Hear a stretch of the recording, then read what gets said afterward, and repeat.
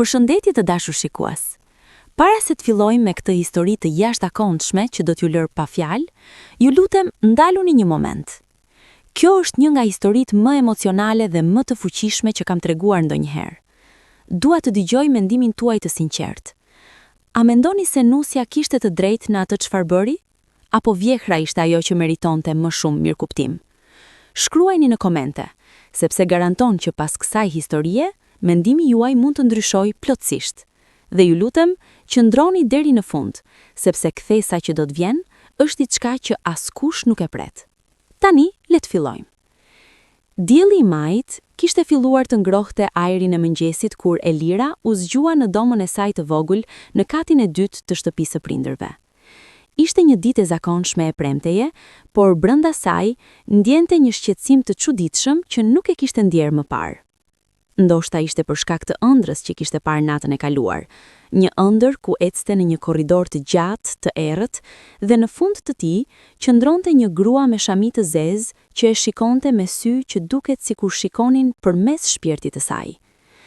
Elira ishte një vajzë 24 vjeçare, me flokë të gjatë kafe që i binin në val mbi shpatulla, sy të mëdhenj bojqeri që shprehnin një butësi të lindur, dhe një buzëqeshje që e bënte të dukej gjithmonë e qetë, edhe kur brenda saj kishte stuhi. Kishte studiuar psikologji në universitet dhe tani punonte si këshilltare në një qendër për gra të dhunuara. Një punë që e kishte zgjedhur me zemër, sepse besonte se çdo grua meritonte zërin dhe dinjitetin e saj. Në jetën e saj kishte paqe, por edhe një vetmi të heshtur që e shoqëronte çdo darkë familjare, kur prindrit e saj, me dashuri por me shqetësim, e pyesnin: "Kur do të martohesh bi? Koha po kalon dhe ne po plakemi." Dhe pastaj erdhi Dardani. E kishte takuar në një dasëm të kushëririt 6 muaj më parë. Dardani ishte një burr 30 vjeç, i gjatë, me supe të gjëra, fytyrë të fortë, por me vështrim të butë, dhe një humor që e bënte të mendoje se jeta pranë tij do të ishte e lehtë. Punonte si inxhinier ndërtimi dhe kishte një qëndrim të qetë ndaj jetës. Asgjë nuk e shqetësonte shumë, asgjë nuk e nervozonte lehtë. Ishte lloji i njeriut që të bënte të ndiheshe e sigurt, vetëm duke qenë pranë tij. Marrëdhënia e tyre kishte ecur shpejt. 3 muaj pas takimit të parë, Dardani erdhi në shtëpinë e Elirës me familjen e tij për të kërkuar dorën e saj. Prindrit e Elirës, Agim dhe Valbona, ishin të lumtur. Dardani u duk një djalë i mirë, me familje të respektuar, me punë të qëndrueshme, dhe më e rëndësishmja, ai e donte Elirën me një dashuri që dukej e pastër dhe të vërtetë. Por atë ditë, kur familja e Dardanit hyri në shtëpinë e tyre, Elira pa për herë të parë gruan që do të bëhej pjesë e pashmangshme e jetës së saj. Vjehra e saj e ardhshme, Fatmira. Fatmira ishte një grua në të 50-tat e vona, me shtat mesatar, flokë të mbledhur në një bisht të rrept dhe sy të zinj si të bënin të ndiheshe sikur po vlerësoheshe në çdo moment. Vishej me rroba të errta, pothuajse gjithmonë me ngjyra kafe ose të zeza. Fytyra e saj rrallë shprehte ndonjë emocion tjetër përveç seriozitetit dhe gjytimit. Ishte grua e vetme, prej 15 vitesh, që kur bashkëshorti i saj, Fadil, kishte vdekur nga një atak në zemër kur Dardan ishte ende në gjimnaz. Që nga ajo ditë, Fatmira kishte jetuar vetëm për djalin e saj. Kishte punuar ditë e natë si qepse për ta dërguar atë në shkollë të mirë, për t'ia paguar universitetin, për t'ia blerë çdo gjë që i duhej. Ajo kishte bërë çdo sakrificë që një nën mund të bënte. Dhe tani, Dardan ishte gjithçka që ajo kishte në këtë botë. Kur Fatmira hyri në shtëpinë e Elirës atë ditë, ajo e shikoi vajzën nga koka deri te këmbët. Nuk tha shumë, por shikimi i saj ishte mjaft i qartë. "A je ti e denja për djalin tim?" Gjatë bisedës për fejesën, Fatmira mbeti e heshtur shumicën e kohës, lejoi burrat të flisnin, por vërejtjet e saj ishin të mprehta dhe të hollë. Kur Valbona, nëna e Elirës, ofroi kafe, Fatmira e pëlqeu me një fjalë të shkurtër: "E mirë." Kur Agim, babai i Elirës, foli për edukimin e bijës së tij, Fatmira tha: "Edukimi është i mirë, por një grua duhet të di edhe si të mbajë një shtëpi." Elira ngjeu një ftohje të çuditshme në atë fjali, por nuk tha asgjë. Dardane shtrëngoi dorën nën tavolinë, sikur të thoshte: Mos u shqetëso, gjithçka do t'i jetë mirë. Por, a do t'i ishte vërtet? Pas fejesës, Elira dhe Dardan filluan të kalonin më shumë kohë së bashku. Ata do dilnin për kafe, do shëtisnin pranë liçenit, do bënin plane për martesën e tyre. Dardan fliste me entuziazëm për shtëpinë që po ndërtonte në periferi të qytetit, një shtëpi e bukur me 2 kate, me obor të madh dhe pemë frutore. Do t'jetë veç se e jona, i thoshte ai, dhe sytë e tij shkëlqenin nga lumturia. Por çdo herë që Elira e pyeste, do të jetojmë vetëm apo do të jetë edhe nëna jote me ne? Dardan hezitonte. Nëna ime është e vetme, Elira, i thoshte ai me zë të butë. Nuk mund ta lë vetëm. Ajo ka jetuar për mua gjithë jetën e saj. Elira e kuptonte këtë, e respektonte, por brenda saj kishte një frikë të vogël që po rritej ditë pas dite. Ajo e dinte se bashkëjetesa me një vjehër nuk ishte gjithmonë e lehtë. Kishte dëgjuar histori, shumë histori nga shoqet e saj, nga klientët e saj në punë, nga gratë që vinin të këshilloheshin për konflikte familjare. Por ajo e donte Dardanin, dhe dashuria, ashtu si i thonë të gjithë, mund të kapërcej çdo gjë, apo jo. Një mbrëmje, Dardan e çoi Elirën në shtëpinë e tij për darkë. Ishte hera e parë që Elira do të hynte në atë shtëpi. Një shtëpi e vjetër, por e mirë mbajtur, me dysheme për i druri që kërcëllisnin nën këmbë dhe me njerë të lehtë tymi druri që të bënte të mendoje për dimër. Fatmira e priti në derë. Ishte veshur me një fustan të zi të thjesht dhe një shami të errët mbi kokë. Mirë se erdhe, tha ajo, por toni i saj ishte i ftohtë si ajri i janarit. Gjatë darkës, Elira u përpoq të ishte e sjellshme, të fliste, të buzëqeshte, por Fatmira me zi përgjigjej. Ajo i bënte pyetje të shkurtra, të ashpra. Sa vjeç je? Ku punon? Sa fitim ke? A di të gatuash? A di të qepësh? A e di se djali im nuk ha spec? Elira u përgjigj me durim në çdo pyetje, por me çdo fjalë ndjente se po vlerësohej, po gjykohej, po matej kundrejt një standardi që nuk e dinte se cili ishte. Kur u ngrit të ndihmonte për të pastruar tavolinën, Fatmira e ndaloi me një dorë. Mos u mundo, këtu unë i di gjërat si të bëhen. Elira u kthye në vendin e saj, duke u ndjerë e pafuqishme. Atë natë, kur Dardani e shoqëroi deri te makina, Elira nuk mund të heshte më. Dardan, tha ajo me zë të butë, nëna jote nuk mendoj se më do. Dardani qeshi. Çfarë thua ti zemër? Ajo është thjesht e rrept, është kështu me të gjithë, por brenda ka një zemër ari, do ta shohësh. Elira nuk tha asgjë më, por brenda saj një shqetësim i vogël kishte filluar të rritet. Muajt që pasuan ishin një përzierje e përgatitjeve për dasëm dhe tensionesh të heshtura. Elira dhe Dardan zgjodhen sallën, zgjodhen fustanin, bën listën e të ftuarve, por në çdo hap Fatmira kishte një mendim, një koment, një kërkesë. Kjo sallë nuk është e mjaftueshme, duhet diçka më e madhe. Ky fustan është shumë i hapur, çfarë do të thonë njerëzit? Kjo muzikë është shumë moderne, duhet diçka më tradicionale. Në fillim, Elira u përpoq të ishte fleksibile.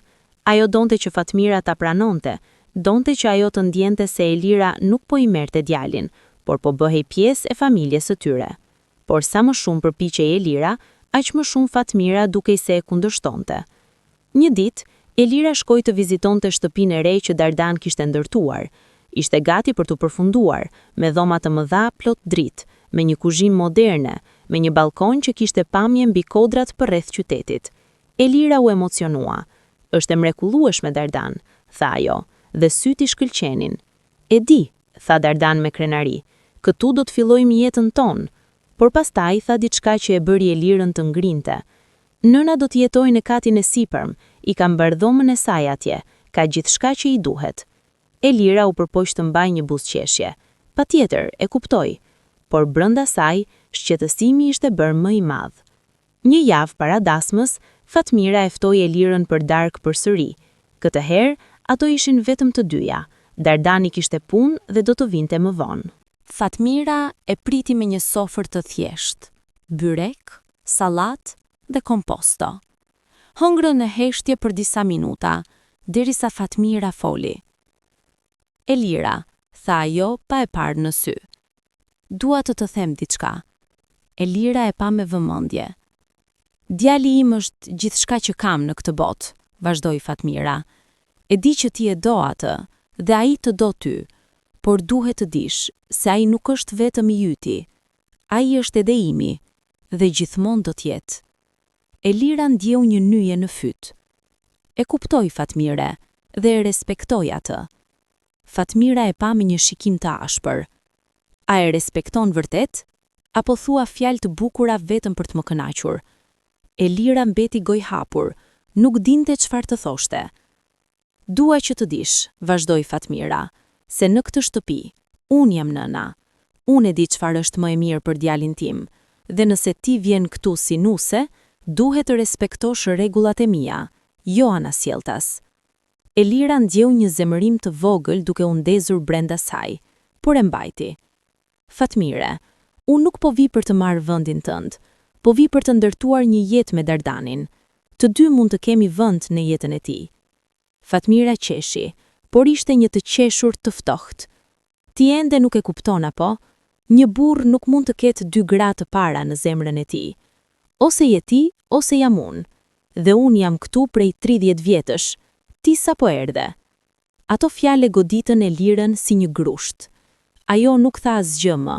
Hëngri në heshtje, falenderoi për darkën dhe doli sa më shpejt që mundi.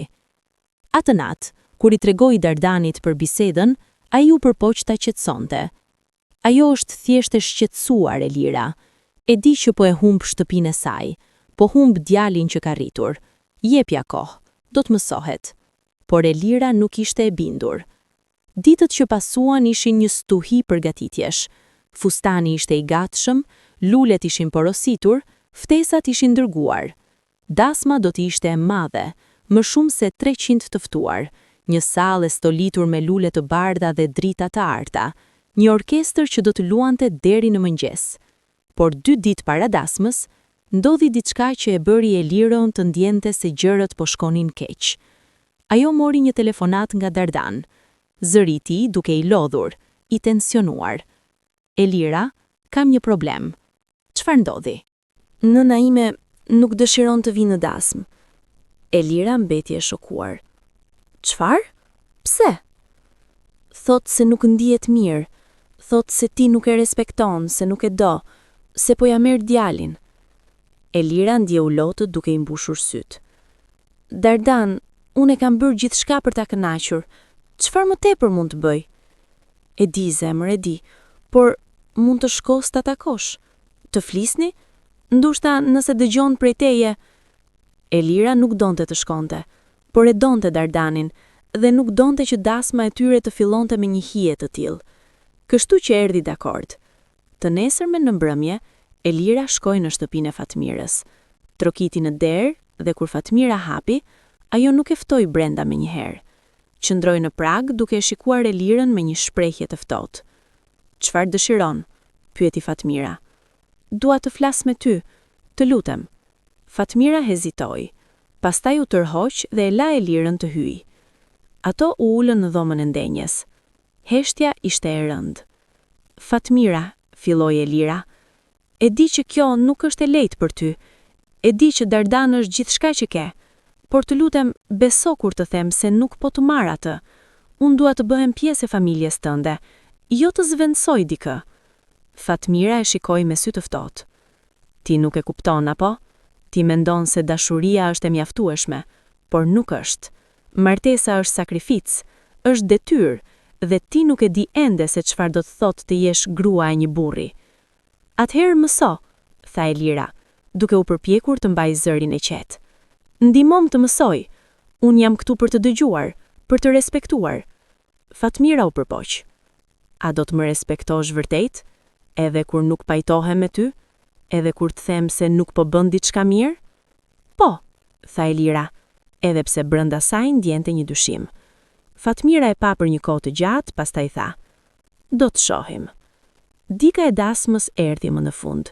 Ishte një ditë e bukur shtatori, qielli i kaltër, dielli i ngrohtë dhe një herë e lehtë që sillte aromën e luleve nga kopshtet përreth sallës. Elira u zgjua herët. Zemra i rrahte fort nga eksitimi, por edhe nga një ankth i vogël që nuk e linte. Kishte ëndërruar për këtë ditë që nga ishte një vajzë e vogël. Ditën kur do të vishej me fustan të bardhë, ditën kur do të ecte drejt burrit që do ta donte për gjithë jetën. Motra e saj, Rina, dhe shoqet e saj erdhën për ta ndihmuar të vishej. Fustani ishte i mrekullueshëm, i gjatë me dantel të hollë, me një bisht që zvarritej pas saj si një re. Flokët e saj ishin thurur në një stil elegant dhe makijazhi i saj ishte i butë, por i shkëlqyer. Kur Elira u pa në pasqyrë, lotët i mbushën syt. Dukesh si një princesh, tha Rina duke e përqafuar. Por përsëri, ai shqetësimi i vogël ishte atje. A erdhi Fatmira? Pyeti Elira. Rina hezitoi. Ende jo, por Dardan tha se do të vi. Elira mori frymë thellë. Shpresoi. Në sallë, gjithçka ishte gati. Tavolinat ishin stolisura me lule të bardha dhe e qirinj të artë. Orkestra po provonte meloditë e para. Të ftuarit po mbërrinin një nga një, duke sjellë dhurata dhe urime. Dardan ishte atje, i veshur me smoking të zi, duke pritur me një nervozizëm të qetë.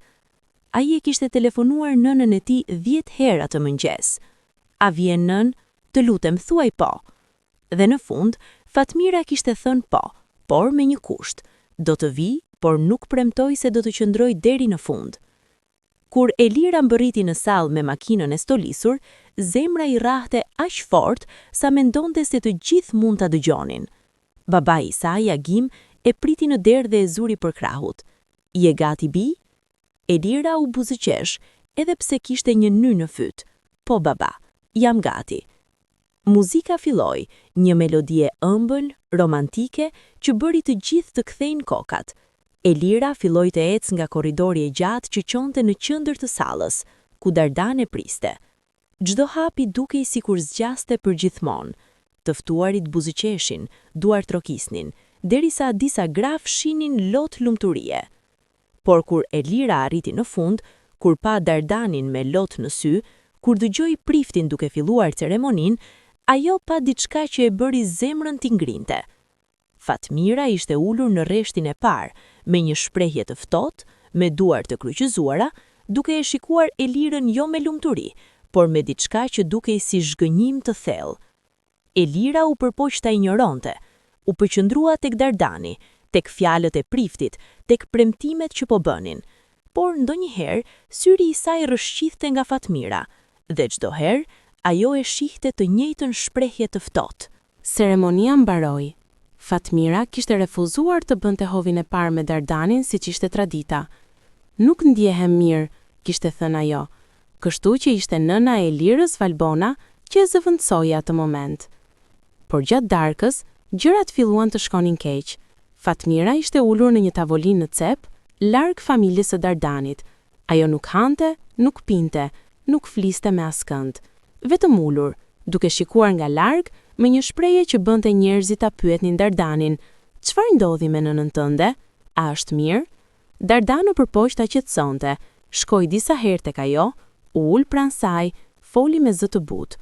Por Fatmira kthente kokën, mos i përgjigjej ose thoshte, mos u shqetëso për mua, kalo mirë me të dashurën tënde. Pastaj erdhi koha për ndarjen e tortës, një moment i veçantë, kur nusja dhe dhëndri prerë tortën e bardhë të madhe dhe i japin copëza njëri tjetrit. Fotografit bën flash, njerëzit duar trokiten, muzika u ndal për këtë moment. Por në atë moment, Fatmira u ngrit nga karrigja e saj.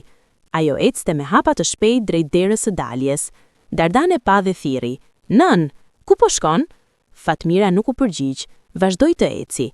Elira ndjeu një zemrim të papritur duke u ndezur brenda saj. Jo tani, jo këtu, jo në këtë moment që ishte i sajin, i tyre.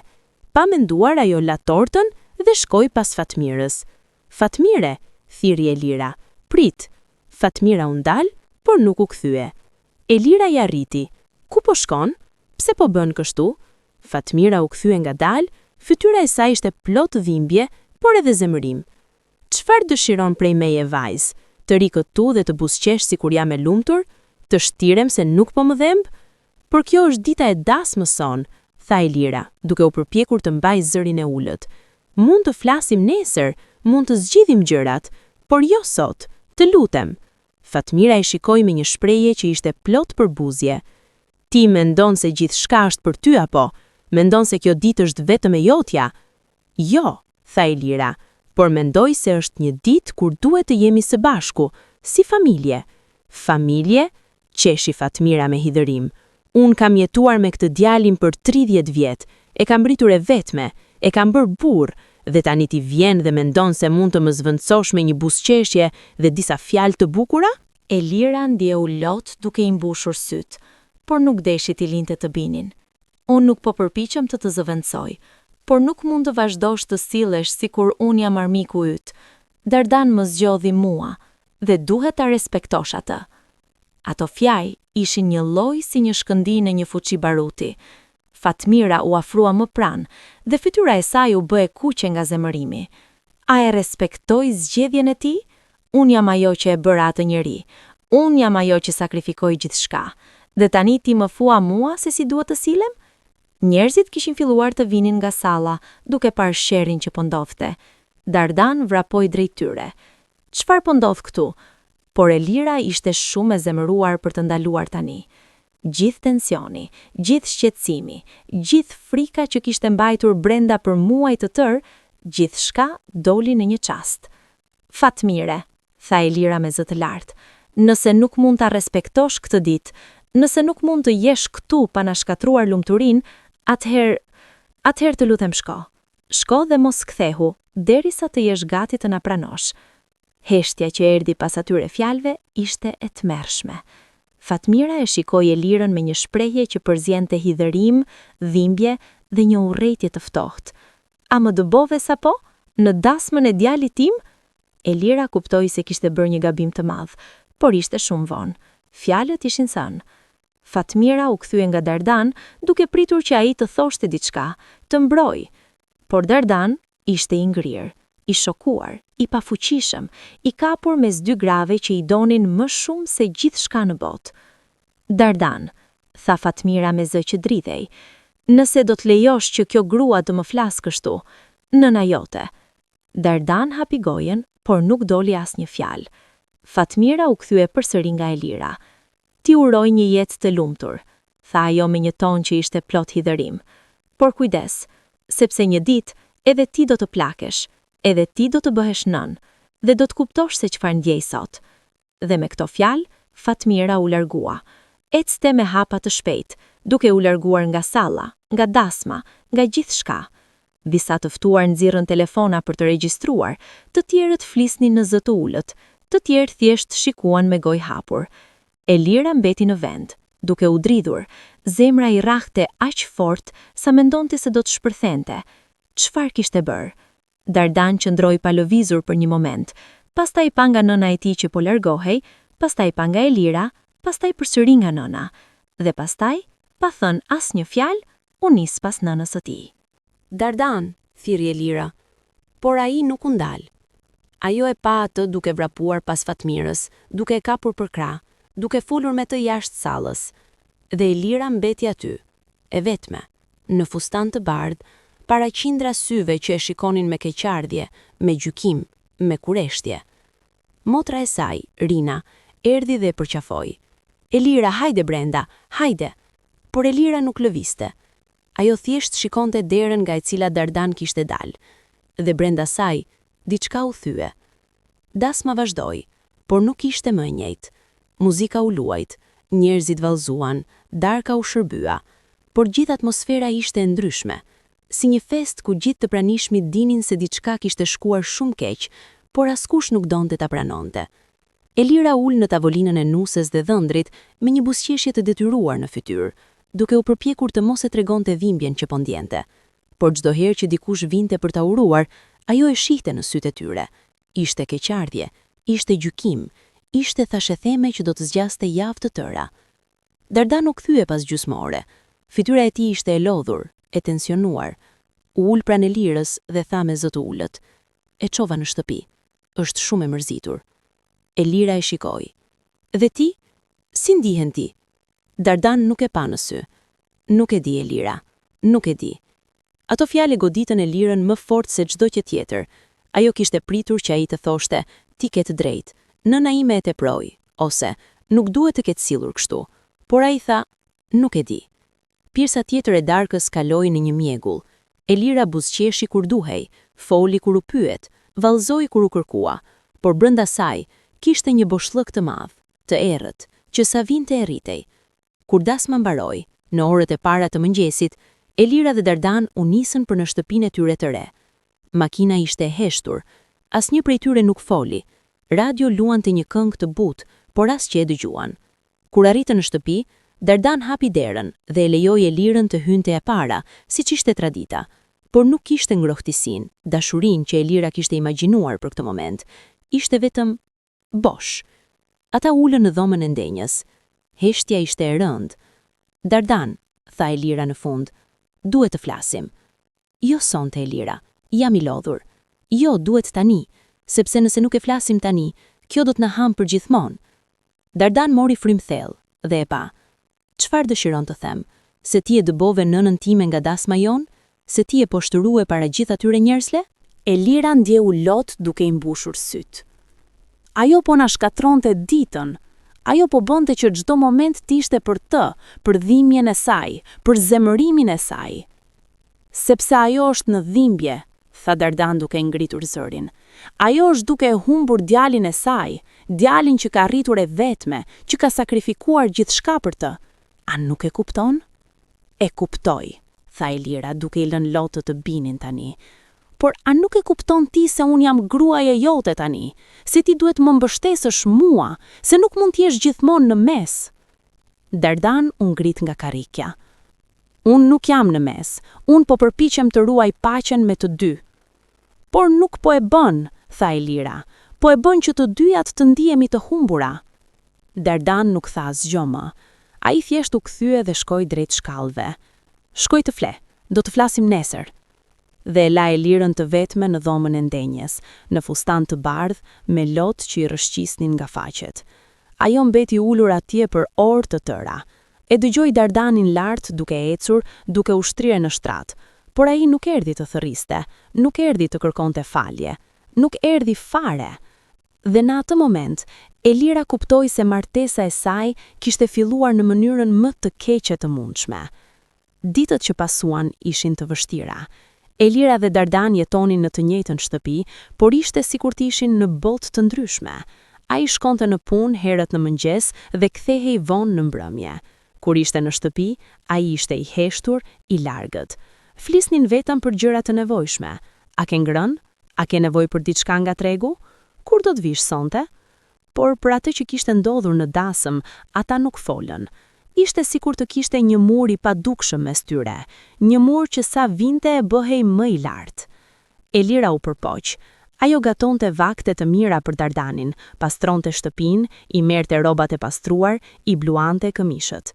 U përpoq të krijonte një ambient të ngrohtë, të bënte shtëpinë të ndihej si shtëpi, por çdo gjë që bënte dukej sikur binte në vesh të shurdhër. Dhe më e keqja, Dardan shkonte çdo ditë të vizitonte nënën e tij. Çdo mbrëmje pas punës, ai nuk vinte direkt në shtëpi. Shkonte tek Fatmira, qëndronte atje për 1 orë, 2 orë, ndonjëherë 3.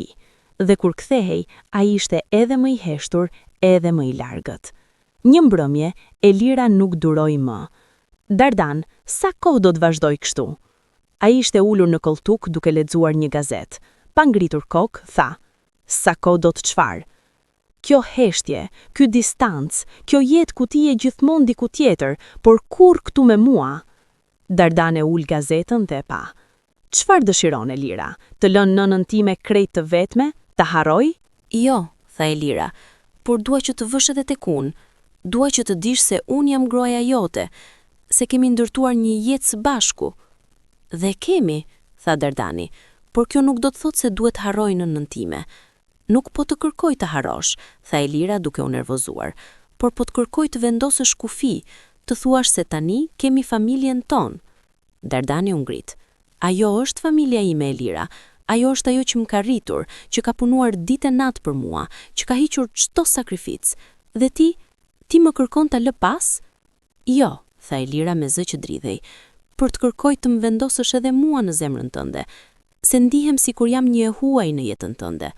Dardani e shikoi për një kohë të gjatë, pastaj tha: Ndoshta problem është që ti nuk e kupton se çfarë do të thotë ti është pjesë e kësaj familjeje. Ato fjalë e therrën Elirën. Çfarë do të thotë kjo?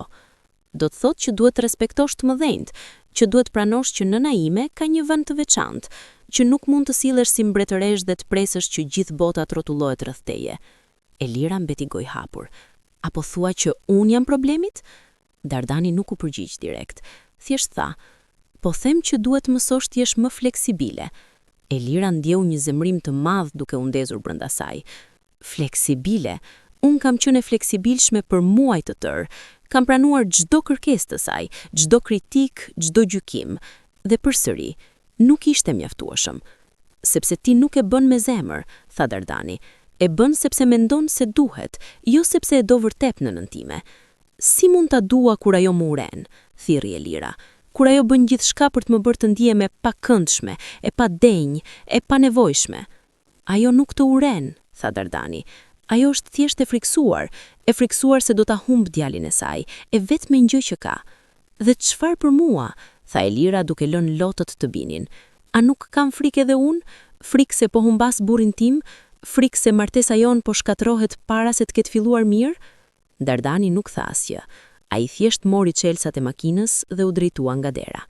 Ku po shkon? Pyeti Elira. Kam nevojë për ajër, tha ai dhe doli. Elira e dëgjoi makinën duke u nisur, duke u larguar, dhe mbeti atje, e vecme përsëri, duke qarë në errësirën e dhomës së ndenjes. Atë natë, Elira nuk fjeti.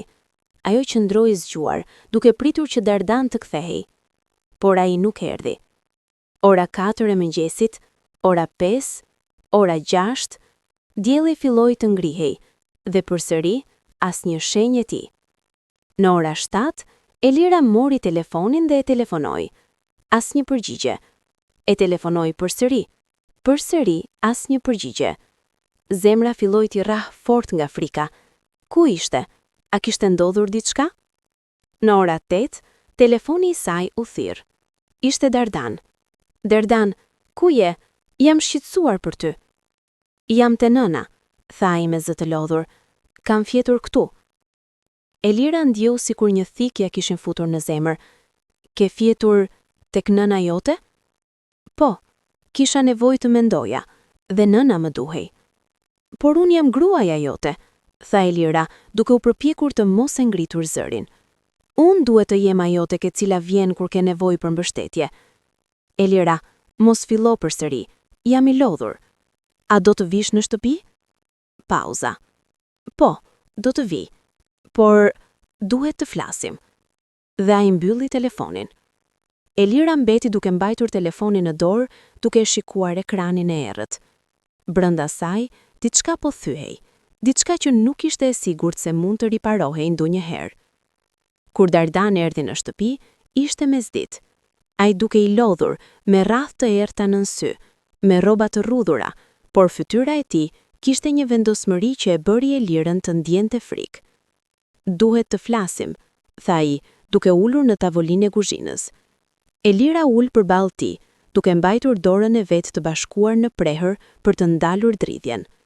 Dëgjoj. Dardan mori frymë thellë. Nëna ime nuk është mirë, Elira. Që nga dasma, ajo nuk ka ngrënë shumë, nuk fle mirë. Doktorët thonë se tensioni i saj është i lartë. Ajo po vuan. Elira ndjeu një dhimbje në zemër. Më vjen keq për këtë. Vërtet më vjen keq. Dhe ti je arsyeja, tha Dardan, duke parë në sy për herë të parë atë ditë. Fjalët e goditën Elirën si një shpull. Çfarë? Ti e dëbove nga dasma jon, para gjithë atyre njerëzve, e poshtërove, e bëre të ndihet e papëlqyeshme, e pa denj. Dhe tani ajo është në këtë gjendje për shkak të asaj që bëre. Elira nuk mund ta besonte atë që po dëgjonte. Dardan, unë nuk doja që kjo të ndodhte, por ajo po na shkatronte ditën. Ajo po vuante, e ndërpreu Dardan. Dhe në vend që ti të kishe dhe mshuri, ti zgjodhe të ishe egoiste. Egoiste? Elira ndjeu zemërimin duke mbushur. Unë egoiste? Unë që kam pranuar gjithçka prej saj? Që kam duruar çdo kritik, çdo gjykim, çdo fyerje? Ajo nuk të ka fyer kurrë, tha Dardan. Jo, tha Elira, duke qeshur me hidhërim. Kur më tha se nuk di të gatua mirë? Kur më tha se fustani im ishte shumë i hapur? Kur më tha se nuk jam e denjë për ty? Asnjëra e ato nuk ishte fyerje? Dardan u ngrit nga karrikja. Ajo është nga një gjenerat tjetër. Ajo flet atë që mendon, nuk e bën me keqdashje. Por më lëndon, thiri Elira.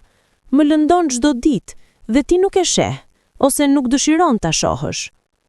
Ajo është nëna ime, thiri Dardan përsëri. Dhe unë jam gruaja jote, thiri Elira duke u ngritur edhe ajo. Për duket se kjo nuk do të thot asgjë për ty. Ata qëndruan në heshtje, duke u shikuar, të dy me frymarrje të rëndë, me zemra që rrahnin fort. Pastaj Dardan tha diçka që e shkatroi Elirën. Mendoj se kemi bërë një gabim. Elira ndjeu sikur toka po hapej nën këmbët e saj. Çfarë? Mendoj se kemi nxituar. Mendoj se nuk u njohëm mjaftueshëm para se të martohem. Mendoj se... Mos e thuash, tha Elira me zë të ngrirë. Mos guxo ta thuash. Por Dardan e tha. Mendoj se nuk jemi të përshtatshëm për njëri tjetrin. Heshtja që erdhi ishte e tmerrshme. Elira e shikoi burrin që kishte dashur, burrin për të cilin kishte lënë gjithçka, burrin për të cilin kishte imagjinuar një jetë të tërë, dhe e pa atë sikur ishte një i huaj. Kështu lehtë? Tha Elira me zë që dridhej. Pas vetëm 2 javësh martese? Po e drejton dot? Nuk është lehtë, tha Dardan, por nuk mund të vazhdoj të jem në mes. Nuk mund të vazhdoj të shoh nënën time duke vuajtur. Dhe çfarë për mua? Pyeti Elira. A do të vuaj unë? Dardan nuk u përgjigj, dhe ai heshtje ishte përgjigja. Elira ndjeu diçka duke u thyer brenda saj, diçka që nuk mund të riparohej. Dil nga kjo shtëpi, tha ajo me zë të qetë por të fortë. Çfarë? Dil, tani, shko tek nëna jote. Shko atje ku mendon se është zemra jote, por mos qëndro këtu, duke më shikuar sikur jam unë problemi. Elira, dil, thiri ajo dhe zëri i saj u thye në fund. Dardan e shikoi për një moment, pastaj mori çelsat e tij dhe u largua. Dëgjoi derën duke u mbyllur, makinën duke u nisur, tingullin duke u larguar. Dhe Elira ra në dysheme, duke qarë si nuk kishte qarë kur më parë. Ditët që pasuan ishin të errta. Elira nuk shkonte në punë, telefonoi të lirë për shkaqe shëndetësore. Nuk hante shumë, vetëm bukë dhe ujë. Nuk flinte mirë, çdo natë ishte plot ëndra të këqija, plot zgjime të dhimbshme kur kuptonte se gjithçka ishte e vërtetë. Prindrit e saj erdhën ta vizitonin. Nëna e saj, Valbona, e përqafoi dhe qaun e të. Çfarë ka ndodhur bie nënës? Çfarë ka ndodhur? Elira nuk mund ta tregonte gjithçka. Ishte shumë e dhimbshme. Thjesht tha: "Martesa jon nuk po funksionon." "Por sa po jeni martuar?" tha babai i saj, Agim, me zë të shqetësuar. "Çfarë ka ndodhur aq shpejt?" "Vjehra," tha Elira me zë të thyer. Ajo nuk do të më pranoj kur, dhe Dardan, ai nuk do të zgjedh kur mua mbi të." Prindrit e saj u shqetësuan. Babai i saj donte të shkonte t'i fliste Dardanit, por Elira e ndaloi. "Jo, baba, kjo është mes meje dhe ti. Duhet ta zgjidhim vetë." "Por si mund ta zgjidhnin kur Dardan nuk ishte më atje?" Javët kaluan. Dardan nuk u kthye. Ai dërgonte mesazhe nganjëherë, mesazhe të shkurtra, të ftohta. "A je mirë? Kam nevojë të marr disa rroba. A mund të vi?" Elira i përgjigjej gjithmonë njësoj. "Vjen kur të duash, është shtëpia jote edhe." Por çdo herë që Dardan vinte, ai qëndronte vetëm pak minuta. Merrte rroba, merrte disa gjëra që i duheshin dhe largoi përsëri. Ata nuk flisnin vërtet, vetëm fjalë të nevojshme, si dy të huaj. Dhe gjithkohë Elira pyeste veten: si arritëm këtu? Si u bë martesa jon një katastrofë aq shpejt?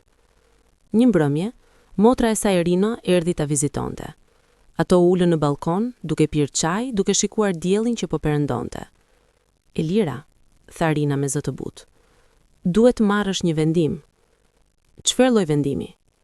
Nëse do të luftosh për këtë martesë, apo nëse do ta lësh?" Elira ndjeu lot duke i mbushur syt përsëri. "Nuk e di. Si mund ta luftoj kur ai nuk është më këtu? Kur ai ka zgjedhur të jetë diku tjetër?" "Atëherë ndoshta duhet ta lësh," tha Rina. Ndoshta duhet pranosh se ka martesa që nuk janë të bëra për të vazhduar. Por e dua, tha Elira. E dua ende. E di, tha Rina, duke përqafuar, por dashuria nuk është gjithmonë e mjaftueshme. Ato fjalë qëndruan me Elirën për ditë të tëra. Dashuria nuk është gjithmonë e mjaftueshme. A ishte e vërtet? A mund të ishte një martesë e shkatruar vetëm nga një konflikt me një vjehër? A mund të ishte dashuria e tyre aq e dobët sa nuk ishte mundur ta kapërcente këtë? Një muaj pas dasmës, Elira mori një mesazh nga Dardan. Duhet flasim, mund të vi nesër? Zemra i ra. Ajo e dinte se çfarë do të foshte kjo bisedë. Të nesërmen, Dardan erdhi. Ishte veshur me rroba pune, duke i lodhur, por i vendosur. Ata u ulën në të njëjtën tavolinë kuzhine ku kishin pasur atë bisedë të tmerrshme një muaj më parë. Elira, filloi Dardan, kjo nuk po funksionon. Elira e kishte pritur, por përsëri e goditi. E di. Mendoj se duhet marrim një vendim, për të mirën e të dyve. Çfarë lloj vendimi? Pyeti Elira, edhe pse e dinte. Ndarje, tha Dardan. Të paktën për tani. Të japim kohë vetes, të mendojmë, të shohim nëse vërtet duam këtë. Elira ndjeu lot duke kërcyer, por i mbajti. Nuk donte që ai ta shihte duke qarë. Dhe nëse vendosim që nuk e duam? Atëherë, divorc. Fjala u dëgjua aq e tmerrshme. Divorc. Pas vetëm një muaji martese. Çfarë do të thonin njerëzit? Çfarë do të mendonte familja, shoqëria? Por më e rëndësishmja, çfarë do të ndodhte me zemrën e saj të thyer? Është për shkak të nënës tënde apo jo? Pyeti Elira. Dardan hezitoi. Është për shkak të gjithçkaje. Për shkak se ne nuk mund të gjejmë një mënyrë të jetojmë së bashku. Për shkak se çdo ditë është një luftë, për shkak se nuk jam i lumtur dhe as ti nuk je. Isha e lumtur, tha Elira me zë të thyer. Isha e lumtur derisa ajo filloi të na shkatërronte. Ajo nuk na shkatërroi, tha Dardan. Ne na shkatëruam vetë, sepse nuk mundem të gjejmë një ekuilibër. Sepse ti nuk do të vendosësh kufi me të, tha Elira, duke ngritur zërin. Sepse ti do të jesh gjithmonë djali i saj para se të jesh burri im. Dhe ti do të kërkosh gjithmonë që unë ta zgjedh ty mbi të, tha Dardan. Do të kesh gjithmonë zili për marrëdhënien që kam me nënën time. Nuk kam zili, thirrri Elira. Kam nevojë për respekt. Kam nevojë që ti të më shohësh si grua, jo si një rivale të nënës tënde. Ata qëndruan në heshtje, të dy të lodhur nga kjo luftë e pafund. Pastaj Dardan tha: "Ndoshta ke të drejtë. Ndoshta unë nuk jam gati për t'u martuar. Ndoshta nuk jam gati për të lëshuar nënën time dhe për t'u përqendruar plotësisht tek një grua." Ato fjalë ishin më të sinqertat që Dardan kishte thënë ndonjëherë, dhe ato e çliruan Elirën në një mënyrë të dhimbshme, por të nevojshme. "Atëherë le të ndahemi," tha Elira me zë të qetë, "sepse unë nuk mund të jem në një martesë ku nuk jam prioriteti, ku gjithmonë do të jem numri 2. Dardan nuk argumentoi, thjesht prishi kokën. Dhe kështu, një muaj e gjysmë pas dasmës së tyre të madhërishme, Elira dhe Dardan vendosën të ndaheshin. Muajt që pasuan ishin të dhimbshëm. Elira u kthye në punën e saj, por gjithçka dukej ngjyra gri. Ajo këshillonte gratë të tjera për problemet e tyre, por brenda saj kishte një boshllëk që nuk mund të mbushej. Dardan shkoi të jetonte përsëri me nënën e tij. Elira dëgjoi thashetheme. Disa thonin se kishte qenë faji i saj, se kishte qenë shumë e ashpër me vjehrën. Të tjerë thonin se Dardan ishte shumë i dobët, shumë i lidhur me nënën. Por askush nuk e dinte të vërtetën e plot. Dhimbjen që të dy po ndjenin, humbjen që të dy po përjetonin.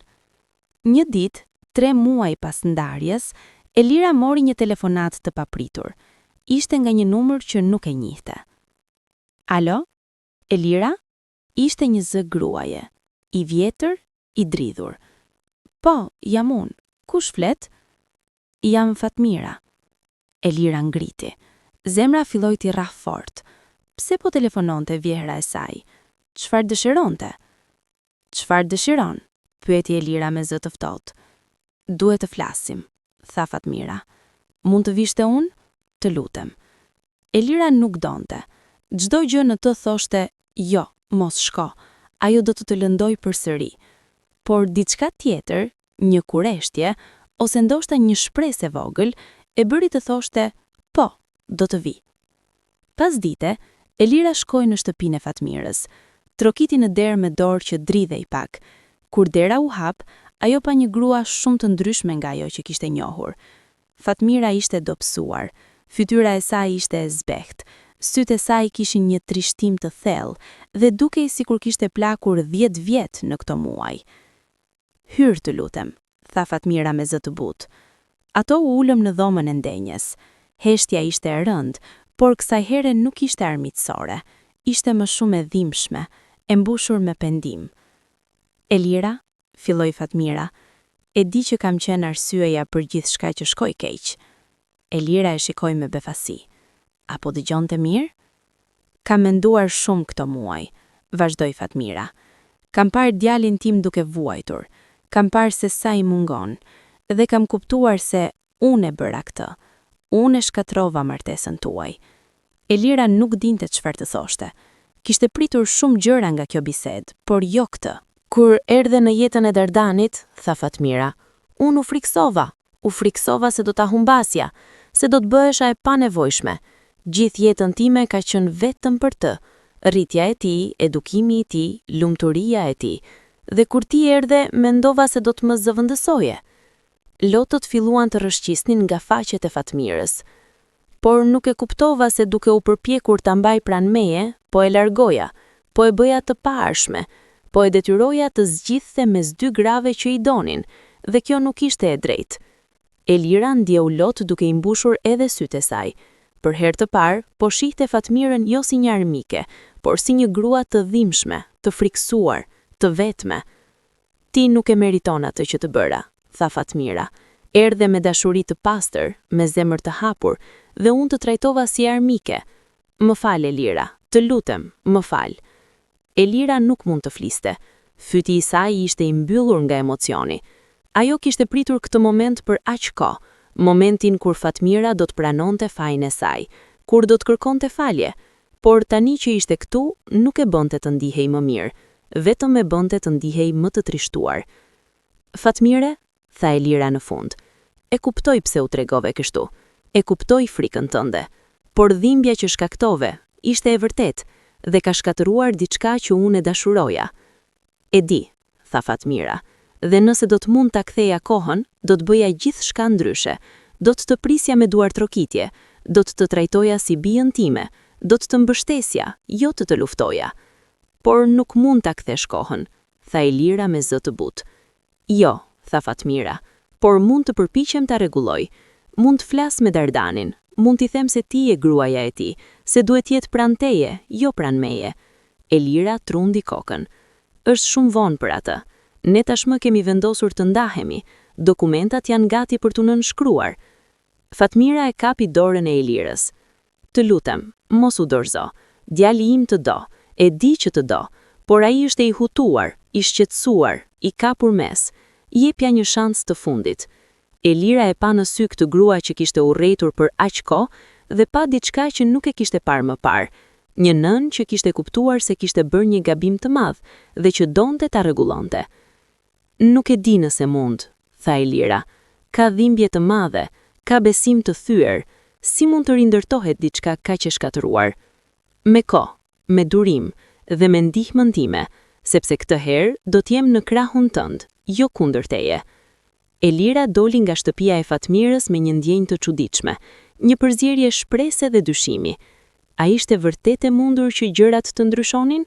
A mund të ripohohej një martesë që ishte shkatruar kaq thellë? Ajo nuk ishte e sigurt. Por diçka brenda saj, një zë i vogël që nuk ishte vdekur ende, i thoshte: "Provo. Jepja një shans të fundit." Atë natë, Elira u ul dhe shkroi një letër për Dardanin. Nuk ishte një letër zemërimi apo akuzash, ishte një letër të vërtet, nga zemra.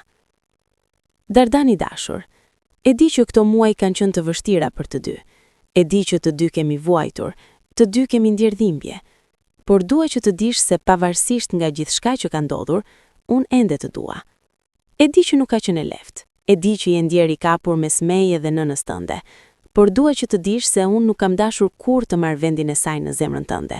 Kam dashur vetëm të kem vendin tim. vendin si gruaja jote, si partneri jut në jetë. Sot fola me nënën tënde, ajo më kërkoi falje. Dhe unë e fala, jo sepse ajo që bëri nuk më lëndoi, por sepse kuptova se edhe ajo ka vuajtur, edhe ajo ka pasur frikë. Tani po të pyes ty, a je gati të provosh përsëri? A je gati të japësh një shans të fundit kësaj martese? Sepse unë jam e gatshme të fal, të heq mënjan krenarin, të filloj përsëri nga e para. Por kësaj here duhet të jetë ndryshe. Kësaj here duhet të jemi vetëm ne, ti dhe unë. Jo ti, unë dhe nëna jote. Jo 3 persona në një martesë, por 2. Nëse mendon se është e mundur, takohemi. Nëse jo, do ta kuptoj dhe do të vazhdoj përpara, edhe pse do të jetë e vështirë. Me dashuri, Elira. Ajo e dërgoi letrën me postë dhe pastaj priti. 1 javë kaloi, asnjë përgjigje. 2 javë, asnjë përgjigje. Elira filloi të humbas shpresën. Ndoshta Dardan kishte vendosur, ndoshta për të ishte vërtet mbaruar. Por në javën e tretë, Elira mori një mesazh. Ishte nga Dardani. Mund të takohem, këtë të shtunë, në parkun ku kemi shkuar herën e parë? Zemra e Elirës filloi të rraf fort. Po, do t'jem atje. Të shtunën, Elira shkui në park me një përzierje nervozizmi dhe shprese. Ishte një ditë e bukur tetori. Gjeth të verdha e të kuqe binin nga pemët, dielli shkëlqente butë dhe ajri kishte atë freskinë që të bën të ndihesh i gjallë. Ajo e pa Dardanin duke pritur në një bank pranë liçenit. Ai ishte veshur thjesht, gjinse dhe një pulover të zi. Kur e pa Elirën, u ngrit. Ata u përshëndetën pa u prekur, një përshëndetje e sjellshme, por e largët. Faleminderit që erdhe, tha Elira. Faleminderit që më ftove, tha Dardan. Ata filluan të ecin ngadalë përgjatë shtegut që rrethonte liçenin. Për një kohë, asnjë nuk foli. Thjesht ecnin, duke par ujin, pemët, njerëzit që kalonin. Mora letrën tënde, tha Dardan në fund. E di që ka kaluar kohë, nuk dija nëse do të përgjigjesh. Nuk dija çfarë të them, tha Dardan. Kam lexuar atë letër 100 herë dhe çdo herë kam ndier diçka të ndryshme. Çfarë ndjeve? Herë ndjeva pendim, herë ndjeva dhimbje, herë ndjeva shpresë. Elira e pa. Dhe tani, çfarë ndjeh tani? Dardan u ndal dhe e shikoi në sy. Ndjej se të kam dashur ende, por ndjej edhe frikë. Frikë se do të përsërisim të njëjtat gabime. Frikë se nuk jemi mjaftueshëm të fortë për të kapërcyer këtë. Nuk jemi, tha Elira me sinqeritet. Jo pa ndim, jo pa ndryshim të vërtet. Fola me nënën time, tha Dardan. Ajo më tregoi për bisedën tuaj. Më tha se ajo kishte qenë problemi, jo ti. Ne që të dyja bëm gabime, tha Elira. Por e rëndësishmja është se tani e kuptojmë atë. Tani jemi gati të bëjmë ndryshe. Dardan u ul në një bank dhe Elira u ul pranë tij. Ata shikuan liçenin në heshtje për një kohë. Elira, tha Dardan, nëse do të provojmë përsëri, duhet të jetë me rregulla të qarta. Duhet të dimë se çfarë presim nga njëri tjetri. Pajtohem, tha Elira. Unë duhet të mësoj të vendos kufi me nënën time, tha Dardan. Duhet të mësoj se ti je prioriteti im, se martesa jon vjen para gjithçkaje tjetër. Elira ndjeu një peshë duke u ngritur nga gjoksi i saj. Dhe ti, vazhdoi Dardan, duhet të mësosh të kesh durim me mua, sepse nuk do të jetë e lehtë. Do të ketë çaste kur do të bëj gabime, kur do të kthehem në modelet e vjetra. Por kam nevojë që ti të mos e heqësh dorën menjëherë. Nuk do ta bëj, tha Elira, por kam nevojë që ti të komunikosh me mua, të më tregosh çfarë ndjeh, çfarë mendon, të mos më lësh ta ha mendesh. Dardan e kapi dorën e saj. Ishte hera e parë që prekeshin që nga ndarja. Mund ta bëj, dhe do ta bëj. Ata qëndruan kështu për një kohë të gjatë, duke mbajtur duar, duke shikuar liçenin, duke ndier një lloj paqeje që nuk kishin ndier për muaj. Dua të provoj përsëri, tha Dardan, por me ngadalë, jo duke u kthyer menjëherë në shtëpi së bashku, por duke filluar me takime, me biseda, me rindërtim besimi. Pajtohem, tha Elira. Dhe kështu në atë ditë të bukur tetori, Elira dhe Dardan vendosën të japin një shans të fundit martesës së tyre. Muajt që pasuan nuk ishin të lehtë, por ishin të ndryshëm. Elira dhe Dardan takoheshin 2 herë në javë, nga një herë për kafe, nga një herë për darkë, nganjëherë vetëm për një shëtitje. Ata flisnin, vërtet flisnin, për ndjenjat e tyre, për frikrat e tyre, për shpresat e tyre. Dhe ngadalë, besimi filloi të rindërtohej. Si një shtëpi që ishte djegur, nuk mund të riparohej, por mund të rindërtohej, gur për gur, me durim dhe me dashuri. Dardan filloi të vendoste kufime në nënën e tij. Nuk ishte e lehtë. Fatmira ndonjëherë protestonte, ndonjëherë ndjehej e lënduar, por Dardan qëndroi i fortë. Nën, unë të dua, por duhet të lejoj që martesa ime të jetë prioritet. Duhet të lejoj që Elira të di se ajo është e para në zemrën time. Dhe Fatmira, me vështirësi por me sinqeritet, pranoi. E di bir, bëje atë që duhet bërë. Unë do të jem këtu, por nuk do të jem më në mes. Gjithashtu Fatmira filloi të ndryshonte sjelljen e saj me Elirën. Kur Elira shkonte ta vizitonte, Fatmira e priste me një buzëqeshje të vërtet. Ofronin çaj, pyeste për punën e saj, dëgjonte me vëmendje. Nganjëherë Fatmira madje kërkonte këshilla nga Elira, për çështje të vogla, por të rëndësishme. Elira, tha një ditë Fatmira, kam nevojë për ndihmë. Kam një fëmijë që ka probleme me vajzën e saj. Mund të flasësh me të? Ti je psikolog, e di më mirë se unë si të ndihmosh. Elira e pa me befasi. Pastaj buzëqeshi. Patjetër Fatmire, do të bëj gjithçka që mund. Këto çaste të vogla, këto gjeste të vogla mirëbesimi dhe bashkëpunimi, filluan të ndërtonin një urë mes tyre. Jo një marrëdhënie e përkryer, por një fillim. Pas 6 muajsh takimesh dhe rindërtim besimi, Dardan e pyeti Elirën: "A je gati të kthehesh në shtëpi? A je gati të provojmë përsëri të jetojmë së bashku?" Elira mori frumthell. "Po, jam gati." Dhe kështu, Elira u kthye në shtëpinë që kishte lënë me aq dhimbje muaj më parë. Por kësaj here ndjehej ndryshe. Kësaj here ndjehej si shtëpia e saj e vërtet.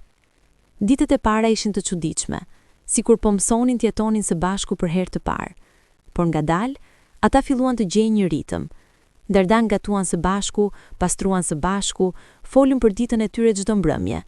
Dhe për herë të parë, Elira ngjeu se ishte vërtet në një martesë, një partneritet të vërtet. Një mbrëmje, ndërsa ishin ulur në balkon duke parë yjet, Dardan tha: "Elira, më fal për gjithçka që të kam bërë, për dhimbjen që kam shkaktuar, për mos të vënë në vendin që meriton." Elira e kapi dorën e tij. "Të fal, dhe të fal edhe veten, sepse të dy bëm gabime, por më e rëndësishmja është se tani jemi këtu. Tani jemi së bashku dhe jemi më të fortë se më parë." Dardan e puthi në ball. "Të dua, dhe kësaj here do ta them jo vetëm me fjalë, por me vepra."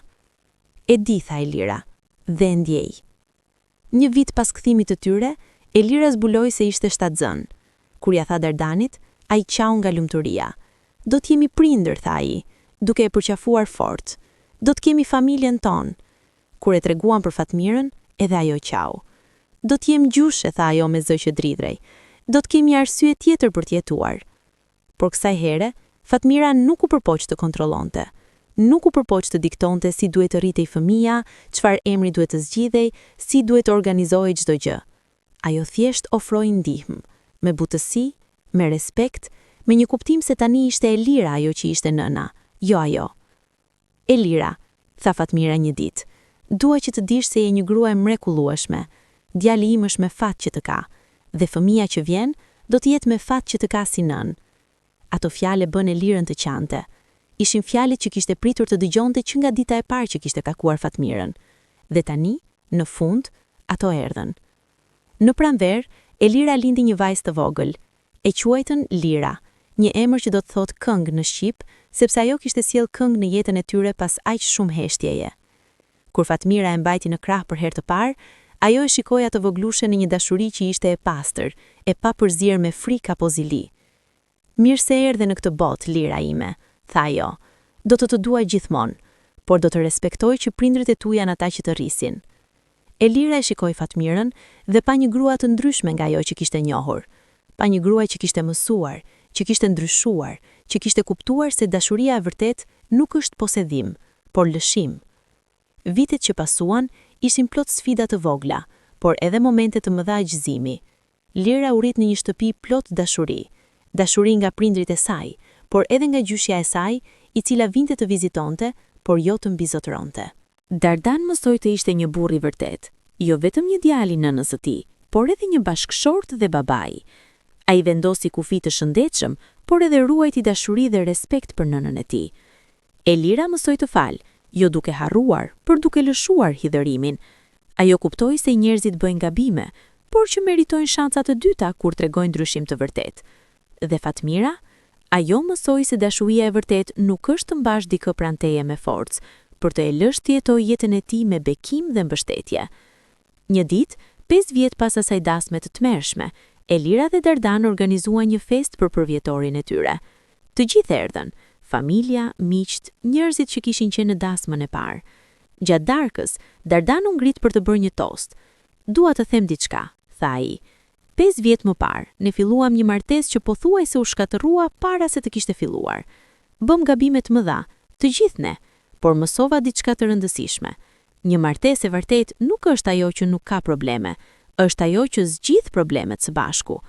Ai u kthyre nga Elira. "Ti më dhe një shans kur nuk e meritoja. Ti më mësova se çfarë do të thotë të jesh partner i vërtet.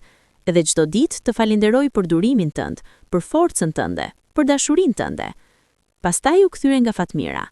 "Dhe nën, faleminderit për të kuptuar. Faleminderit për ndryshimin tënd.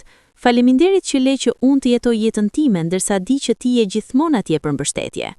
Fatmira kishte lot në sy. "Nuk ka përse të falenderosh, bir. Është puna ime të mësoj dhe jam mirënjohëse që më dhe shans të jem pjesë e kësaj familjeje, jo si zotëruese, por si mbështetëse." Pastaj Elira u kthye edhe ajo. "Dua të shtoj diçka", tha ajo. 5 vjet më parë, unë e dëbova Fatmirën nga dasma jon. Ishte momenti më i keq i jetës sime, jo sepse bëra një gabim, por sepse e bëra nga zemërimi, jo nga dashuria. Ka mësuar që kur veprojmë nga zemërimi, shkatërrojmë gjëra që janë të çmuara. Ajo u kthyre nga Fatmira. "Faleminderit që më fale. Faleminderit që kuptove se të gjithë meritojmë shansin e dytë. Dhe faleminderit që tregove se ndryshimi i vërtet është i mundur." Të gjithë duar trokitën, disa qanë, dhe në atë moment, Elira kuptoi se gjithçka që kishte kaluar, gjithë dhimbja, gjithë lufta, gjithë lotët, kishin qenë të nevojshme, sepse pa to nuk do të kishin mësuar, pa to nuk do të kishin rritur, pa to nuk do të kishin dashurinë e fortë që kishin tani. Por historia nuk përfundon këtu, sepse jeta nuk është kurrë e thjeshtë dhe marrëdhëniet njerëzore janë gjithmonë një punë në vazhdim. Një vit më vonë, Fatmira u sëmur. Ishte një sëmundje e rëndë, kancer në fazën e fundit. Doktorët thanë se kishte vetëm disa muaj për të jetuar. Kur Dardani e mësoi, ai u shkatërrua. "Si mund të ndodh kjo?" pyeti ai Elirën me lot në sy. "Pse tani, kur gjithçka ishte bërë mirë?" Elira e përqafoi. "Nuk e dim se ndodhin gjërat e këqija, por e dim se çfarë mund të bëjmë. Mund të jemi me të, mund t'ja bëjmë kohën që ka mbetur të jetë sa më të bukur." Dhe kështu bën. Fatmira u soll në shtëpinë e tyre që të mund të kujdeseshin për të. Kjo nuk ishte vendimi që Elira do të kishte marrë 5 vjet më parë, por tani ishte vendimi i vetëm që kishte kuptim. Elira u kthye në infermieren e Fatmirës, duke ja dhënë ilaçet, duke e ndihmuar të lante, duke u ushqyer kur nuk kishte forcë. Dhe në ato çaste intime, në ato momente të dobësisë dhe varësisë, diçka e bukur u ndërtua mes tyre. "Pse po bën kështu për mua?" pyeti Fatmira një ditë, ndërsa Elira e ndihmonte të ndërronte rrobat. "Sepse je pjesë e familjes sime", tha Elira thjesht, "dhe sepse të dua." Fatmira qau. "Nuk e meritoj dashurinë tënde, jo pas gjithçkaje që kam bërë." "Të gjithë meritojmë dashuri", tha Elira, "pavarësisht nga gabimet tona, pavarësisht nga e kaluara jon." Në javët që pasuan, Fatmira dhe Elira folën shumë. Fatmira tregoi histori nga e kaluara e saj. Si kishte qenë martesa e saj, si kishte qenë të rriste një fëmijë vetme, si kishte vuajtur pas vdekjes së bashkëshortit të saj. "Kur Fadil vdiq", tha Fatmira një ditë, "mendova se jeta ime kishte mbaruar. Dardani ishte vetëm 15 vjeç. Si mund të arrisja e vetme? Si mund t'ja jepja gjithçka që kishte nevojë?" "Por ja dhe", tha Elira, "e bëre një burr të mirë." "Po", tha Fatmira, "por në proces i bëra diçka të keqe. E bëra të ndjehej se ishte i borxhlin ndaj meje, se duhej të më jepte përsëri gjithë dashurinë që unë i kisha dhënë. Dhe kjo nuk ishte e drejtë." Elira e mori dorën e saj. Por tani e di, dhe kjo është ajo që ka rëndësi. Fatmira e shikoi me sy të lodhur por plot mirënjohje. Je një grua e mrekullueshme, Elira. Djali im është njeri me fat, dhe unë jam me fat që të kam njohur, edhe nëse filloi keq. Një mbrëmje, Fatmira thirri Dardanin dhe Elirën në dhomën e saj. Ajo dukej shumë e dobët, por kishte diçka të rëndësishme për të thënë. Dua të ju them diçka përpara se të jetë shumë vonë, tha ajo në fund. Dua që të dini se gjithçka që kam, shtëpia, kursimet, çdo gjë, është për ju, por më e rëndësishmja, dua të ju lë diçka që nuk mund të prekni me duar. Ata e dëgjuan me vëmendje. Dua t'ju lë mësimin që mësova shumë vonë, vazhdoi Fatmira. Dashuria e vërtet nuk është posedim. Dashuria e vërtet është lirë, është besim, është respekt dhe është të dish kur të lësh. Ajo u kthye nga Dardani. Ti je burri i saj tani, jo djali im. Kjo nuk do të thotë se nuk je djali im, do të jesh gjithmonë, por do të thotë se partneri yt, bashkëdhëtari yt, është ajo, jo unë. Pastaj u kthye nga Elira. Dhe ti, kujdesu për të. Jo sepse të kërkoj, por sepse e do. Dhe nëse ndonjëherë kam një këshill ose mendim, dëgjom. Por nëse nuk pajtohem me ty, dije që vendimi është i yti, jo imi. Ata që të dy qanë, e premtojmë, thanë së bashku. Fatmira vdiq 2 javë më vonë në gjumë, me Dardanin dhe Elirën duke e mbajtur për dore. Ishin çastet e fundit paqësore, jo të mbushura me hidhërim apo pendim, por me dashuri dhe falënderim. Në funeral, Elira foli. Shumë njerëz e njihnin Fatmirën si një grua të fortë, të vendosur, të palëkundur, dhe ishte të gjitha këto. Por unë e njihja edhe si një grua që mund të ndryshonte, që mund të mësonte, që mund të rritet. Jo shumë njerëz kanë këtë guxim, të pranojnë se kanë gabuar dhe të bëjnë ndryshe. Fatmira e kishte këtë guxim, dhe për këtë do të jetë gjithmonë e respektuar dhe e dashur. Jetën e tyre vazhdoi. Dardan dhe Elira shtuan në familje. Një djalë të vogël që e quajtën Fadil, në nder të babait të Dardanit. Lira u rrit dhe u bë një vajzë e zgjuar, e dashur, plot energji. Shtëpia e tyre u mbush me të qeshura, me lojra, me dashuri. Por çdo ditë, ata e mbanin mend mësimin që kishin mësuar nga vitet e tyre të vështira. Mbanin mend se martesa nuk është e lehtë, se familja nuk është automatikisht harmonike, se marrëdhëniet kërkojnë punë, kërkojnë komunikim, kërkojnë falje të vazhdueshme. Elira vazhdoi punën e saj si psikolog, dhe tani, kur gratë vinin me problemet e tyre familjare, konflikte me vjehra, probleme me bashkëshortet, ajo kishte diçka më shumë se teori për t'u dhënë. Kishte histori, kishte përvojë, kishte mësime të jetës reale. Historia ime, u thoshte ajo atyre grave, është një histori e gabimeve dhe faljes. Është një histori e krenarisë dhe përuljes, por më e rëndësishmja, është një histori e shpresës. Sepse nëse unë dhe vjehra ime, që pofoj se e shkatruam njëra tjetrën, mund të gjejmë paqe dhe dashuri, atëherë çdo kush mund. Një ditë një vajzë e re erdhi në zyrën e Elirës. Ajo qante me shkërmoqje. Po martohem pas 3 muajsh, tha ajo. Por vjehra ime e ardhshme më urren, bën gjithçka për të më bërë të ndihem e pakënduar. Nuk e di çfarë të bëj. Elira e dëgjoi me durim, pastaj tha: "Do të tregoj një histori për një vajzë që bëri një gabim të madh në ditën e dasmës së saj." Dhe ajo ja tregoi historinë e saj, jo me krenari, por me sinqeritet. Tregoi për dasmën, për sherrin, për ndarjen, për rifaljen. Tregoi për gjithçka. Kur mbaroi, vajza e re e pa me sy të hapur gjerë. "Dhe tani? Si jeni tani?" "Tani jemi mirë," tha Elira duke buzëqeshur. "Jo të përkryer, por mirë, sepse mësuam se çdo marrëdhënie, qoftë me bashkëshortin, me vjerrën, me këdo, kërkon 3 gjëra: respekt, komunikim dhe vullnet për të ndryshuar." Vajza e re mori frymë thellë. "Mendoni se ka shpresë për mua?" "Po," tha Elira me bindje. ka gjithmonë shpresë derisa ka vullnet për të përpjekur. Vitet kaluan. Dardan dhe Elira u bën gjyshër. Lira u martua me një djalë të mirë dhe lindi një fëmijë të vogël, një vajzë që e quajtën Fatmira, në nder të gjyshes. Kur Elira e mbajti në krah atë të vogël, ajo ndjeu një emocion të thellë. Fatmira ime e vogël, tha ajo me zë të butë. Do të tregoj për gruan që mban emrin e saj.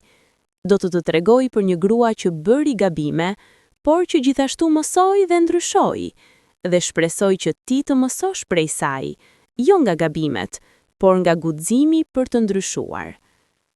Një mbrëmje dimri, Dardan dhe Elira ishin ulur pranë zjarrit. Ishin të moshuar tani, flokët e thinjur, fytyrat me rrudha, trupi jo më aq i fortë sa më parë, por dashuria mes tyre ishte më e fortë se kurrë. Dardan, tha Elira, ndonjëherë mendoj për atë ditë, ditën e dasmës son, ditën kur gjithçka shkoi keq. Edhe unë mendoj, tha Dardan. Dhe çfarë mendon? Pendohesh që u martove me mua? Dardan e shikoi me dashuri. Asnjëherë, as për një moment, sepse gjithçka që kaluam, gjithë dhimbja, gjithë lufta, gjithë lotët, na bën ata që jemi sot. Na mësuan se çfarë është dashuria e vërtet. Çfarë është? Pyeti Elira. Dashuria e vërtet, tha Dardan, është të zgjedhësh dikë çdo ditë, jo një herë në ditën e dasmës, por çdo ditë të jetës, edhe kur është e vështirë, edhe kur është e dhimbshme, edhe kur do të ishte më e lehtë të largohesh. Elira e puthi. Ti më zgjodhe çdo ditë, edhe në ditët kur unë nuk po zgjidhja veten, sepse ti je pjesa më e mire meje, dhe do t'i jesh gjithmonë. Ata qëndruan kështu, përqafuar pranë zjarrit, duke dëgjuar erën jashtë, duke ndjerë ngrohtësinë e prezencës së njëri tjetrit. Dhe në atë moment, Elira kuptoi diçka. Historia e saj nuk ishte një histori tragjedie, ishte një histori triumfi. Jo triumf mbi dikë tjetër, por triumf mbi veten, mbi krenari, mbi zemërim, mbi frikë. Ishte një histori që tregonte se çdo fund i keq mund të bëhet një fillim i ri, që çdo marrëdhënie e prishur mund të riparohet nëse të dy palët janë të gatshme të përpiqen. Që dashuria e vërtet nuk është ajo që nuk ka probleme, por ajo që zgjedh të zgjidh problemet. Disa vite më vonë, Elira shkroi një libër. E titulloi Nusja që e përzuri vjehrën, një histori e gabimeve, faljes dhe dashurisë së vërtet. Në faqen e parë, ajo shkroi: Kjo histori nuk është për të lavdëruar gabimin që bëra, nuk është për të justifikuar zemërimin që ndjeva, është për të treguar se edhe nga gabimet më të mëdha mund të mësojmë diçka të bukur. Në jetën time, bëra shumë gjëra që pendohem, por më e madhja ishte se në ditën më të rëndësishme të jetës sime, ditën e dasmës sime, u lash të kontrolluar nga zemërimi në vend që nga dashunia. U lash të shija një grua të vjetër si armike në vend se si një nën të shqetësuar. U lash të besoja se kishte vetëm një mënyrë për të qenë lumtur, mënyra ime, pa dëgjuar dhimbjen dhe frikën e dikujt tjetër. Por gjithashtu, mësova diçka. Mësova se falem i vërtet nuk është vetëm të thuash fjalët më fal, është të ndryshosh sjelljen, është të tregosh me vepra se ke kuptuar gabimin tënd. Mësova se martesa nuk është vetëm mes dy personave, është mes dy familjesh, dy historish, dy mënyrave të menduarit, dhe që martesa të funksionojë, duhet kompromis, durim dhe më e rëndësishmja, komunikim i hapur dhe i sinqert. Mësova se vjehrat nuk janë armike automatikisht. Ato janë nëna që po përpiqen të gjejnë vendin e tyre në një botë të re, ku djemtë e tyre janë bërë burra, ku rolet po ndryshojnë, ku frika e humbjes është e vërtet dhe e thellë. Dhe mësova se dashuria më e madhe nuk është ajo që nuk ka luftra, është ajo që lufton e fiton, jo lufton kundër njëri tjetrit, por kundër problemeve që përpiqen t'i ndajnë. Nëse je duke lexuar këtë dhe je në një situatë ngjashme, nëse ke një vjehër që duket se nuk të pranon, nëse ke një bashkëshort që duket se është gjithmonë në mes, nëse ke një martesë që duket se po bie në copra, dua të them diçka. Ka shpresë. Por shpresa kërkon veprim, kërkon që të ulesh dhe të flasësh, vërtet të flasësh, jo të hidhesh akuza. Kërkon që të dëgjosh, vërtet të dëgjosh, jo vetëm të presësh radhën për të folur. Kërkon që të bësh kompromise që duken të vështira, por që janë të nevojshme. Kërkon që të vendosësh kufi të shëndetshëm, jo mure që ndajnë, por kufi që mbrojnë hapësirën që çdo marrëdhënie ka nevojë për të rritur. Kërkon që të falesh, jo duke harruar, por duke lëshuar peshën e hidhërimit që po të shkatëron nga brenda. Dhe më e rëndësishmja, kërkon kohë. Sepse asnjë marrëdhënie nuk riparohet brenda një dite, riparohet ditë pas dite, përpjekje pas përpjekje, zgjidhje pas zgjidhje. Historia ime ka një fund të lumtur, por nuk erdhi lehtë. Erdhi me lot, me dhimbje, me ndarje, me dyshim. Por erdhi. Dhe nëse erdhi për mua, mund të vi edhe për ty. Mos u dorëzo shumë shpejt. Mos e lër krenaria të verboj. Mos e lër zemërimin të kontrolloj. Mos e lër frikën të ndaloj nga të qenit I sinqert. Dhe më e rëndësishmja, mos e lër të kaluarën të definoj të ardhmen. Çdo ditë është një shans e re. Çdo bisedë është një mundësi për të kuptuar më mirë. Çdo konflikt është një mundësi për të rritur më afër. Përdori ato mundësi. Lufto për dashurinë tënde, lufto për martesën tënde, lufto për familjen tënde, por lufto me dashuri, jo me armiqësi. Lufto me durim, jo me zemërim. Lufto me shpresë, jo me dëshpërim. Dhe nëse bën këtë, premtoj që do të vjen diçka e bukur. Ndoshta jo me një herë, ndoshta jo në mënyrën që imagjinove, por do të vijë, sepse dashuria e vërtet, ajo dashuri që zgjedh, që fal, që rritet, është forcë më e fuqishme në këtë botë. Dhe ti e meriton atë dashuri. Me respekt dhe shpresë, Elira.